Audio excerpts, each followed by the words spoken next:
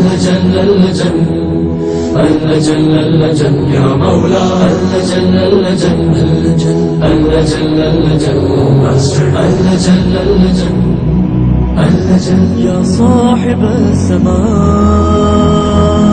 اللجن اللجن اللجن.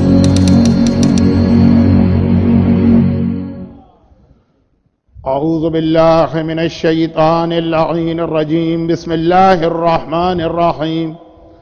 الحمد للہ الملک الحق المبین والصلاة والسلام علی حبیب الہ العالمین ابی القاسم محمد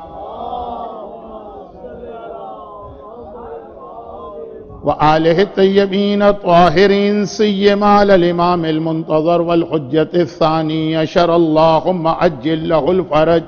اما بعد فقد قال اللہ عز وجل فی کتابہ المبین. بسم اللہ الرحمن الرحیم.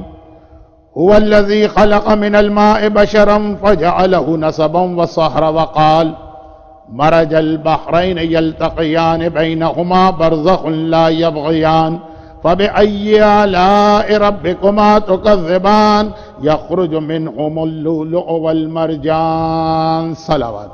ماہ مبارک شعبان، ہمارے پاس ایک حدیث ہے جس کے اندر تین یہ جو کنزیکیٹو منتھس ہیں ان کی فضیلت بتائی گئی.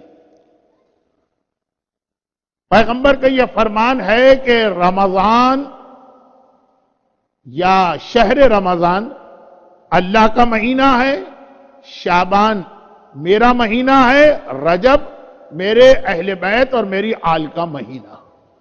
تو اس شعبان کے مہینے کو اللہ کے رسول نے اپنا مہینہ ڈکلیئر کیا اور پھر ایک جملہ بھی ارشاد فرمایا کہ ماہ رمضان کی فضیلت باقی مہینوں پر وہی ہے جو اللہ کی فضیلت تمام کائنات پر. شعبان کی فضیلت باقی مہینوں پر ایسی ہی ہے جیسے میری فضیلت سارے انسانوں پر. اور ماہ مبارک رجب، بس حدیث کو آپ کمپلیٹ کر لیجئے. تو ماہ مبارک شعبان اسلامک کیلنڈر کا اونلی منتھ ہے جس کے اندر غم کی کوئی تاریخ نہیں اور خوشی کی اتنی تاریخیں. آلدو ربیع الثانی جو اسلامک کیلنڈر کا 4th منتھ ہے اس میں بھی غم کی کوئی تاریخ نہیں مگر خوشی کی بھی صرف ایک تاریخ. ماہ مبارک شعبان، اس میں شہادت کی یا غم کی یا عزا کی کوئی تاریخ نہیں اور خوشی کی اتنی ساری تاریخیں ہیں کہ پڑھنے والا بھی پریشان ہو جاتا ہے اور آرگنائزر بھی پریشان ہو جاتے ہیں کہ اتنے لیمیٹڈ ٹائم میں اتنے سارے جشن کس طرح سے رکھے جائیں. ہندوستان کے کچھ علاقوں میں پتہ نہیں کیوں شعبان کے مہینے میں شادیاں نہیں کی جاتی اور اس علاقے کے کافی مومنین مجھے اس مجمع میں نظر آ رہے ہیں. پتہ نہیں کیوں اس مہینے کو شادی کے حوالے سے بہت برا مہینہ سمجھا جاتا. اور یہی میری آج کی اسپیچ کا ٹاپک ہے، کیونکہ اس جملے کو یہاں پہ میں انکمپلیٹ چھوڑتا ہوں، ذہن میں رکھیے کہ شعبان کے مہینے کو انڈیا کے کچھ علاقوں میں شادی کے لیے برا مہینہ سمجھا جاتا. پورے مہینے میں غم کی کوئی تاریخ نہیں اور خوشی کی تاریخ جو اس کا پہلا ہاف ہے، فرسٹ 15 days. اب آپ کو اچھی طرح سے معلوم ہے، میں تو صرف اس لیے کہ یہ 5 دن کنٹینیو ایک ٹاپک پہ بات کرنا ہے تو کون سا ایسا ٹاپک سلیکٹ کیا جائے کہ یہ ساری خوشیاں اس میں آ جائیں. اس لیے میں صرف آپ کو یاد دلا رہا ہوں کہ 3rd of شعبان 3rd امام کی ولادت کی تاریخ، 15th of شعبان آخری امام کی ولادت کی تاریخ. یہ تو دو بہت اہم یہ ہمارے اعتبار سے سیلیبریشنز. اس کے علاوہ 1st of شعبان جناب زینب کبریٰ کی ولادت اور 4th of شعبان باب الحوائج حضرت عباس کی ولادت اور 5th of شعبان ہمارے اس مظلوم امام کی ولادت کی تاریخ ہے کہ جس کی باقی ساری زندگی غم میں گزری، یعنی ہمارے چوتھے امام. اور پھر آج کی رات شہزادہ قاسم ابن حسن کی ولادت کی تاریخ ہے اور پھر اسی میں 11th شعبان شہزادہ علی اکبر کی ولادت کی تاریخ ہے. تو ذرا دیکھیے آقا حسین، آقا زمانے کے امام، شہزادی زینب، آقا سجاد، حضرت عباس، حضرت علی اکبر، جناب قاسم، ایک کے بعد دوسرے. اور یہ ساری ولادت کی اور خوشی کی تاریخیں ہیں. یقیناً حیدرآباد میں جناب زینب کی ولادت کی ایک اور تاریخ بھی، اور یقیناً پاکستان میں خصوصاً کراچی میں حضرت عباس کی ولادت 7 رجب کو منائی جاتی. لیکن اگر آپ خود کربلا معلیٰ کے اندر حضرت عباس کے روضے پہ کھڑے ہوں تو وہاں تو 4 شعبان ولادت کا جشن ہے، کیونکہ زیادہ صحیح یہی تاریخ ہے. اب یہ تاریخوں کے مسئلے کو چھوڑیے، یہ وہ پرسنالٹیز کہ جن کا ذکر اس 5 دن کی محافل میں یا اسپیچز میں مجھے کرنا، اور کون سا ایسا ٹاپک ہو کہ ان سب کے حالات اس میں کامن فیکٹر بن کے آ جائے.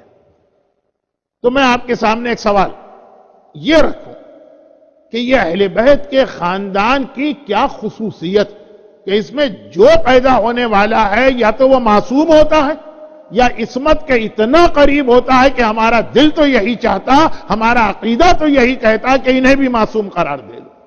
بھئی جناب زینب کبریٰ کے بارے میں کیا یہ لفظ کہ وہ معصومہ نہیں تھی دل قبول کرتا؟ یا جناب عباس کے بارے میں کہنا کیا یہ دل قبول کرتا؟ اب ہم مجبور ہیں کہ 14 سے زیادہ معصوم ہیں نہیں، صرف 14 معصوم ہیں، ہم انہیں معصوم نہیں کہہ سکتے ٹیکنیکلی. لیکن کیا اس کا مطلب ہے کہ نعوذ باللہ یہ خاطی ہیں، یہ گناہگار ہیں، ان سے زندگی میں کبھی کوئی غلطی ہوئی ہے، کوئی گناہ ہوا؟ محفوظ عن الخطا اسی لیے کہا جاتا. تو اب یہ ساری شخصیتیں وہ ہیں جن میں جناب علی اکبر اور جناب قاسم کا نام بھی شامل کر لی. یہ اہل بیت کے گھرانے کی کیا خصوصیت، اللہ نے یہ خاص بلیسنگ اس خاندان کو کس طرح سے دی کہ پیدا ہونے والا یا حسین و امام زمانہ کی طرح کا معصوم ہے، اور یا پھر عصمت سے اتنا قریب ہے کہ جناب زینب کبریٰ کے لیے تو لفظ آتا بھی ہے کہ عصمت صغریٰ کی مالک.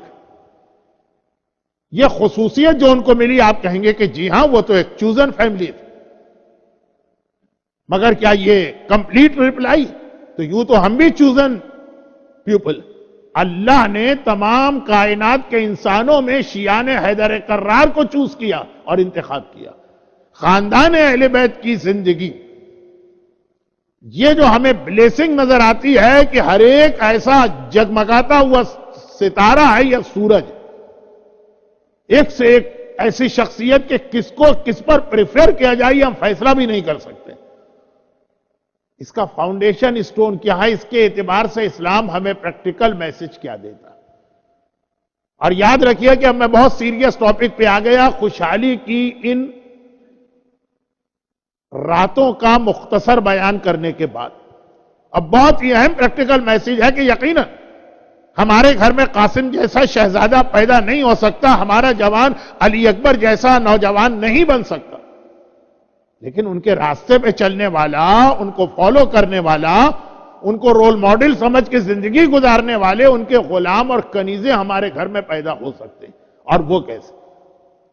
اور وہ یہ ہے کہ فیملی لائف اور میرج کے انسٹیٹیوشن کی امپورٹنس اسلام کے اندر. جب ایسی شادی ہوتی ہے جیسی علی اور فاطمہ کی ہوئی، جس کو شارٹ میں کہہ دوں کہ جب اسپاؤس کا سلیکشن کیا گیا تو یہ دیکھ کے کیا گیا کہ شوہر کا مزاج بیوی سے ملتا ہو، بیوی کا مزاج شوہر سے ملتا ہو. میرے ایک روحانی استاد ہوتے تھے مرحوم مولانا اظہر حسن زیدی.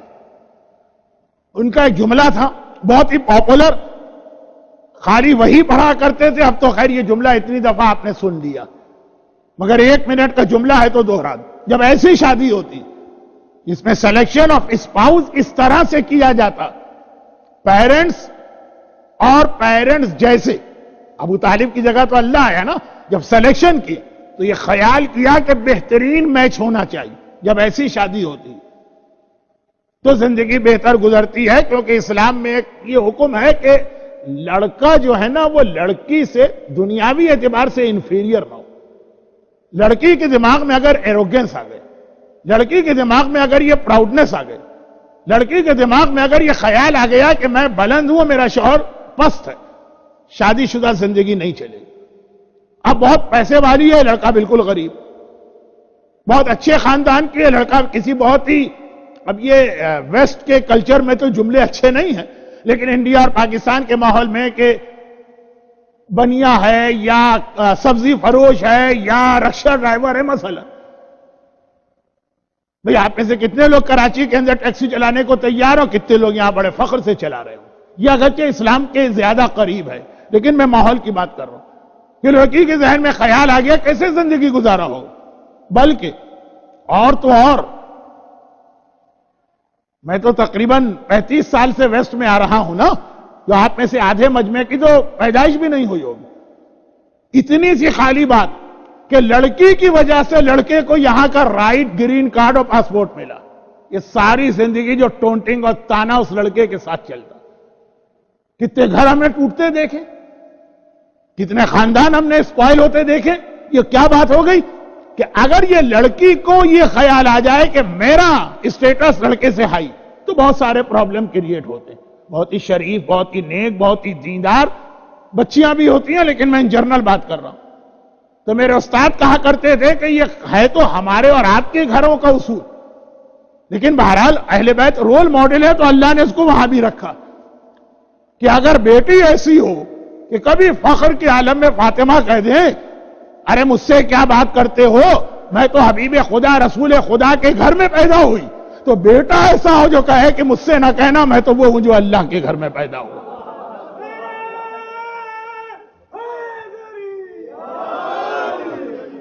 تو بیٹی اگر حبیب خدا سردار کائنات کے گھر میں پیدا ہو تو بیٹا وہ جو خالق کائنات کے گھر میں جس نے آنکھ کھولی ہو. تو اب یہ جب ایسی شادی ہو تو اس کا نتیجہ کیا ہوتا؟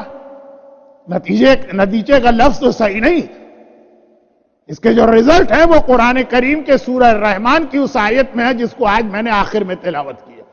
مرج البحرین یلتقیان، دیکھو دو دریا ہیں نور کے، عصمت کے اور طہارت کے جو ہم نے جاری کیے. یلتقیان پھر انہیں ملا دیا. ابھی تک کی گفتگو یہی تھی کہ نور کے یہ دریا، طہارت کے یہ دریا، عصمت کے یہ دریا کیسے ملے. قرآن نے کہا جب یہ ملیں گے تو یخرج منہما اللؤلؤ والمرجان. جب اس انداز کا میچ ہوگا تو تمہارے سامنے کبھی حسن مجتبیٰ کی شکل میں موتی آئے گا، کبھی حسین کی شکل میں مرجان آئے گا. جب بہترین میچ ہوگا تو حسن اور حسین جیسی اولاد سامنے آئے گی. مزید اس کی تشریح تو میں بعد میں کروں گا، جو میری تھرڈ اسپیچ آقا حسین کی ولادت کے لیے. لیکن اتنی سی بات کہ قرآن نے پہلے حسن کا ذکر کیا. جب حسن و حسین تو خیر ہیں ہی معصوم، آئے تطہیر والے، لیکن اس کا نتیجہ یہ نکلا کہ خالی یہ نہیں، ان کے گھر میں جو پیدا ہو رہا. حسن کے حوالے سے ذہن میں نام قاسم کا آتا. دیکھیں قاسم اسی شادی کا نتیجہ ہے نا.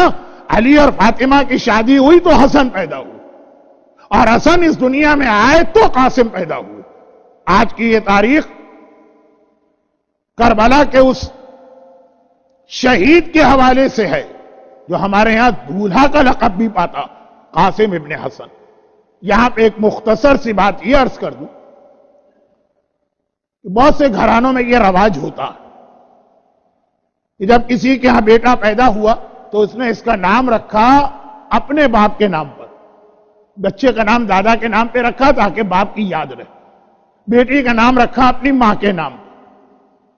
اور کہیں کہیں یہ بھی ہوتا کہ اگر کسی کا پہلا بیٹا مر گیا تھا تو بعد میں جب دوسرا بیٹا پیدا ہوا تو وہ جو بیٹا یاد آتا ہے، پہلا بیٹا مرا ہو جو مر چکا، تو دوسرے بیٹے کا نام اس پہ رکھا جاتا.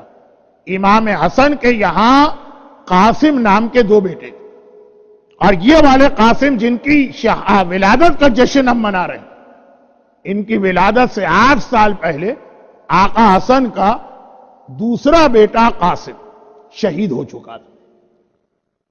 بھئی آقا حسن کے ہاں سب سے پہلا بیٹا جو پیدا ہوا اس کا نام بھی حسن تھا. مولا نے اپنے پوتے کا نام اپنے نام پہ رکھا. مولا آپ کے تو بیٹے کا نام بھی حسن ہے. کہا وہ نام میں نے رکھا ہی نہیں تھا. بھئی اپنے بیٹے کا نام تو میں نے رکھا ہی نہیں تھا. حسن کا نام تو حسن علی نے نہیں رکھا، فاطمہ نے نہیں رکھا، وہ تو رسول خدا نے رکھا، اور یہ کہہ کر رکھا کہ اللہ نے مجھے حکم دیا ہے کہ علی کے اس بیٹے کا نام حسن رکھوں. ابو طالب نہیں ہے نا، تو سارے کام جو دادا کرتا ہے نا وہ اللہ کی طرف سے انجام پا رہے.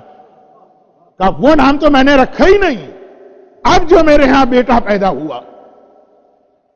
اردو کا ایک محاورہ ہے کہ اصل سے سود پیارا ہوتا، گجراتی میں بھی کچھ ایسے ہی ہے کہ بیاج جو ہے نا وہ زیادہ اچھا لگتا، بیٹے سے زیادہ پوتے سے محبت۔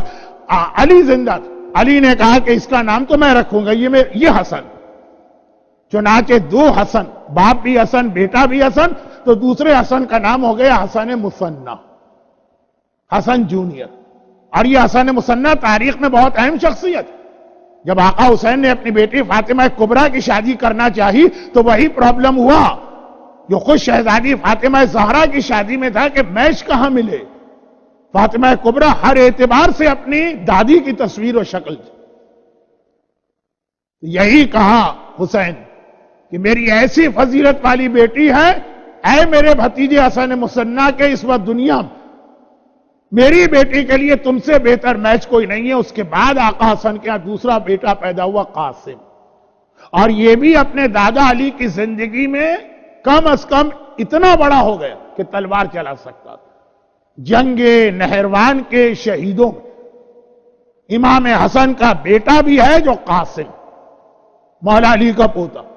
آج کل لوگ کربلا بہت جا رہے ہیں، تو کربلا میں جہاں مسیب طفلان مسلم کے روضے، اس سے تقریباً 1 میل دور رائٹ سائڈ کے اوپر جناب قاسم ابن امام حسن کا روضہ۔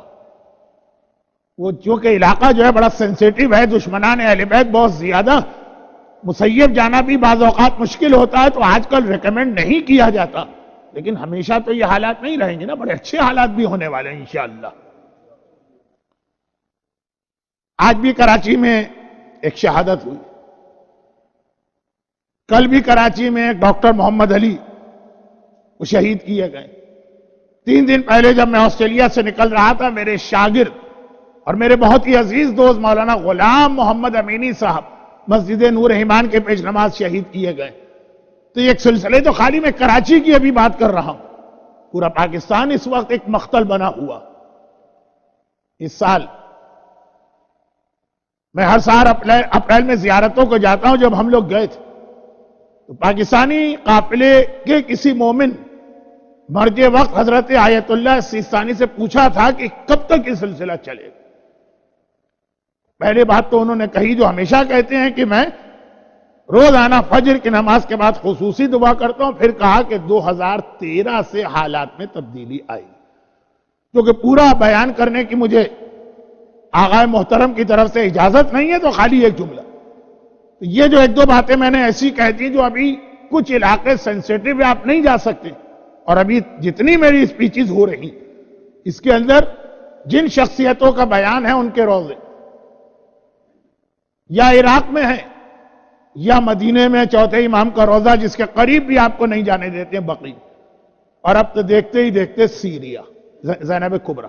تو یہ باتیں میں اس لیے کہہ دیتا ہوں کہ یہ حالات ہمیشہ نہیں رہیں گے، بڑی شان کے ساتھ آپ جائیں گے تو یاد رکھیے گا کہ امام حسن کا پہلا بیٹا قاسم، میرے مولا نے جنگ جمل، جنگ صفین، جنگ نہروان میں حصہ لی۔ جنگ نہروان میں اپنے دادا کے لشکر میں شامل تھا اور جنگ کرتا ہوا شہید ہوا تو اس کو یہاں مسیب میں دفن کیا گیا۔ تو طفلان مسلم کے بالکل پیچھے ان قاسم کا روضہ ہے جو امام زادے، اور پھر جب بعد میں حسن مجتبیٰ کے یہاں ایک ایسا بیٹا پیدا ہوا جو حسن مجتبیٰ کی تمنا اور مراد۔ دیکھیے حضرت عباس کا نام ہے، لقب ہے باب المراد۔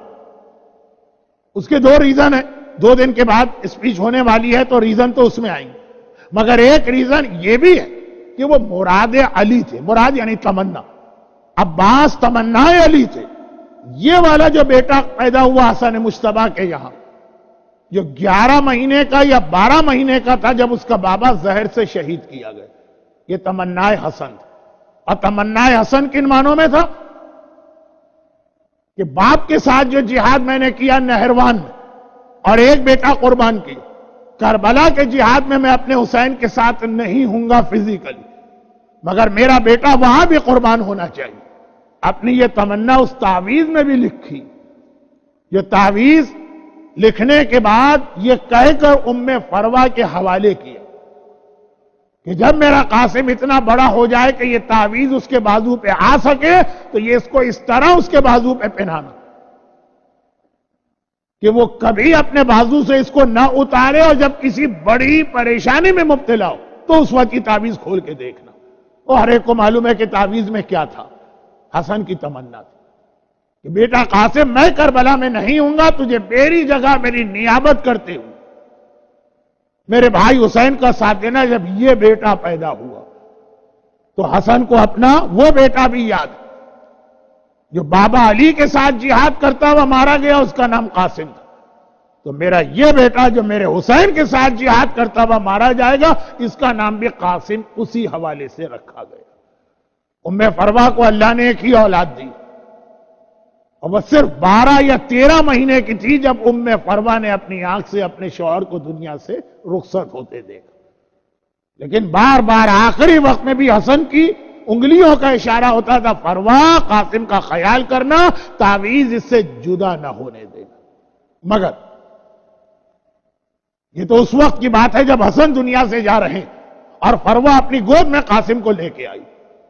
جب قاسم پیدا ہوئے شعبان کے مہینے کی یہی تاریخ 6 یا 7، اس وقت شہر مدینہ کے اندر 48 ہجری یا 49 ہجری، یہ بھی ایک اختلاف، اہل بیت کے گھرانے میں اتنا بڑا سیلیبریشن منایا گیا، اور اللہ کا وہ وعدہ کہ یہ خاندان عصمت اور طہارت ہے، اس پہ جب شادی ہوتی ہے یخرج منہما اللؤلؤ والمرجان، موتی اور مرجان ہی اس کے نتیجے میں سامنے آتے ہیں۔ آج حسن کا ایسا وارث ہمارے سامنے آیا، اور یقیناً حسن مجتبیٰ نے تو یہ اسلام پہ قربان کر دی۔ مگر یاد رکھیے فاطمہ نے حسن کی ولادت میں جتنی خوشی منائی دنیا میں نہیں تھی، مگر یہ اہل بیت اطہار ہیں، دنیا سے پردہ کرنے کے بعد بھی دنیا میں رہتے۔ اگلا جملہ آپ ایام ازاں میں ذاکرین سے سنتے، اور فاطمہ نے جتنا غم قاسم کی شہادت پہ کیا وہ خود یہ بتانے کے لیے کافی ہے کہ یہ کوئی معمولی شہزادہ نہیں۔ خدا بندہ تجھے آج اہل بیت اطہار کے گھرانے کی اس خوشی کا واسطہ، آج میرا مولا خوش، اسے ویسا پوتا ملا جیسا علی چاہتے، آج میری شہزادی خوش ہے، واقعاً حسن کو ایسی اولاد ملی جیسی فاطمہ چاہتی، آج حسن مجتبیٰ خوش ہیں، یہ دعا کا جملہ آگے کی تقاریر کا بنیاد بنے گا۔ آج حسن مجتبیٰ خوش ہیں کہ کربلا کے میدان میں میرا ریپریزنٹیشن ہو جائے گا، میرا قاسم دنیا میں آیا۔ اور جو ساری زندگی غم میں رہی اس کی یہ خوشی کی تاریخ ہے ام فروا۔ خدا بندہ تجھے اس ام فروا کی بھی خوشی کا واسطہ، دنیا بھر میں جہاں جہاں جو مومنین اور مومنات ہیں، خصوصاً شکاگو کے اس معصوم سینٹر میں جو لوگ آ چکے ہیں، جو خواتین، انہیں دنیا اور آخرت کی ساری خوشیاں نصیب فرما۔ قاسم کی اس قربانی کا واسطہ صاحبان ایمان کی اولادوں کو ہر آفت، ہر مصیبت، ہر پریشانی سے محفوظ فرما۔ لیکن خدا بندہ ام فروا اور حسن مجتبیٰ کی طرح ہم میں سے بھی ہر باپ اور ماں کو اگر اسلام کو ضرورت پڑے، آل محمد کو ضرورت پڑے تو اپنی اولاد قربان کر دینے کا جذبہ عطا فرما۔ دنیا میں جہاں جہاں مظلوم شیعان حیدر کرار ہیں، خصوصاً پاکستان، اور پاکستان میں بھی کراچی، کوئٹہ، گلگت، بلتستان، پارا چنار، ڈی آئی خان، خاص طور پر عراق کے مظلوم صاحبان ایمان، خدا بندہ یہ سیریا، بحرین اور سعودی عرب، ان تمام صاحبان ایمان کی مدد فرما اور ان پہ ظلم کرنے والوں کو نیست و نابود فرما۔ خدا بندہ آج کی اس جشن کی خوشی کا واسطہ صاحبان ایمان کو رزق، صحت، اولاد، دشمنوں کے شر ہر حوالے سے محفوظ فرما، ہمارے بیماروں کو شفائے کاملہ عطا فرما، اور خدا بندہ انقلاب اسلامیہ ایران کی حفاظت فرما۔ ہمارے علماء اور مراجع خصوصاً آیت اللہ العظمی آغا سیستانی اور رہبر مسلمین حضرت آیت اللہ خامنائی کا سایہ ہمارے سروں پہ قائم و دائم فرما، اور ان تمام مظالم کے انتقام کے لیے اور ہمیشہ ہمیشہ کے اچھے زمانے کے لیے اپنی آخری حجت وارث معصومین امام زمانہ کے ظہور میں تعجیل فرما۔ ربنا تقبل منا انک انت السمیع العلیم۔ اللجن اللجن يا مولا اللجن اللجن اللجن اللجن اللجن ماستر اللجن اللجن اللجل يا صاحب الزمان